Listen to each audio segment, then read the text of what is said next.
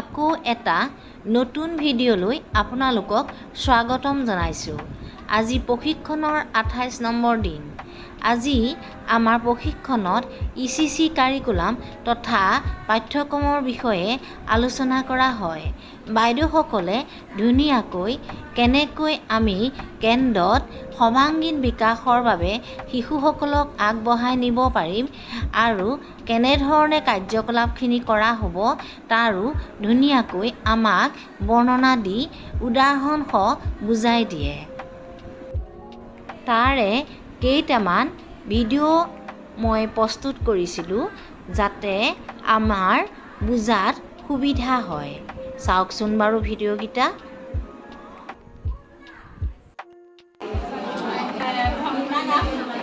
তাৰমানে আমাৰ বিকাশ হ'ব, শাৰীৰিক বিকাশ হ'ব ভংগনাটোত, আৰু ভাষিক বিকাশ হ'ব, আৰু লগতে আমাৰ সামাজিক বিকাশ হ'ব। কাৰণ আমি দলগতভাৱে গাম, সেইকাৰণে আমাৰ সামাজিক বিকাশ হ'ব। এই তিনিটা মাইনা ফল মূল খোৱা কোন মোৰে বিয়া চিনি জানো পোৱা। আহা মাইনা আহা ফল মূল খোৱা কোন মোৰে বিয়া চিনি জানো পোৱা। ফল মূল খোৱা কোন মোৰে বিয়া চিনি জানো পোৱা। আহা মইনা আহা ফল মূল খোৱা কোন মোৰে বিয়া চিনি জানো পোৱা। আম জামু জলফাই বগৰী তামোল লিচু আৰু কল শুনা কিছু। আম ফল মূল খোৱা কোন মোৰে বিয়া চিনি জানো পোৱা। আম জামু জলফাই বগৰী তামোল লিচু আৰু কল শুনা কিছু। লা লা লা লা লা লা লা লা লা লা লা লা লা। টকৌহি লিখা আছে আমলখি পাতে পাতে। টকৌহি লিখা আছে আমলখি পাতে পাতে। আৰু এগুটীয়া ফল লৰা বগৰী নামবোৰ কোনো কালে নাযাবা পাহৰি। আৰু এগুটীয়া ফল নৰা বগৰী নামবোৰ কোনো কালে নাযাবা পাহৰি। ৰজাই হুকুম দিছে এদিন সেদিন বাই।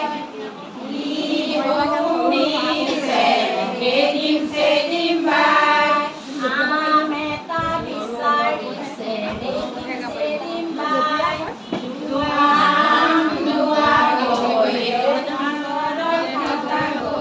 ৰজাই হুকুম দিছে এদিন সেদিন বাই। হুকুম দিছে এদিন সেদিন বাই। ফল এটা বিচাৰিছে এদিন সেদিন বাই। যোৱা কল যোৱা গৈ ৰজাৰ ঘৰত থাকাগৈ। ৰজাই হুকুম দিছে এদিন সেদিন বাই।